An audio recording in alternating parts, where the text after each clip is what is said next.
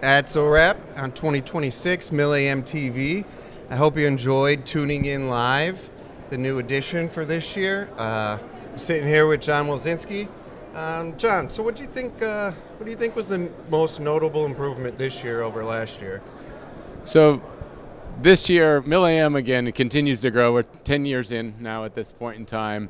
And I've been here, I think I missed the very first year, but I've been here the last 9 years and have seen it steadily increase. So again, I think I would assume they had a record crowd, great interaction. I think that's one of the main benefits that I see within this conference, particularly within our space, is the value of the interactions that you have. You know, pretty much everyone that you're running into cares about the thing that you care about. So I think, you know, the team that puts on the event continues to listen to the audience, and you can see that just in how we're structured. I think this year they had one of the most notable changes was the introduction, or maybe the increased usage of the interior stage here within the exhibit hall. So I know we had supported a couple of the different briefings, had fantastic turnouts at the briefings.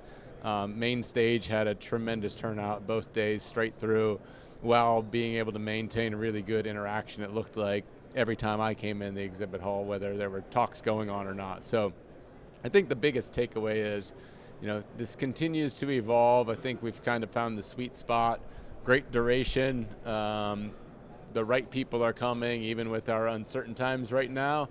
And, you know, we were able to really interact with all the right people. Yeah, I would agree with that. I've been spending some time on the show floor throughout the week, and it seems like the interactions were high quality and often. I guess if you had to think about looking forward to next year, 2027 MilAM, what would you like to see added, different, or?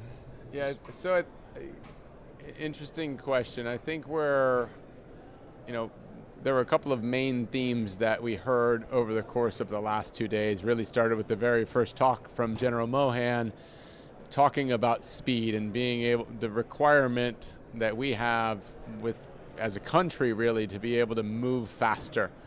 And how can we get capability into the hands of the warfighter more quickly? And we're really relying on the community and the folks that are participating in the event here to be part of that. So I think what I'm probably most excited about for next year is not necessarily what I would like to see done different or improved or taken away, but really see where we're at a year from now. So really the main takeaway that we heard, there were a couple of big themes. One was around speed, and the other was probably around how are we making information available for sharing so that we can scale up and really transition the technology. We heard a lot about IP rights and our ability to repair and things like that.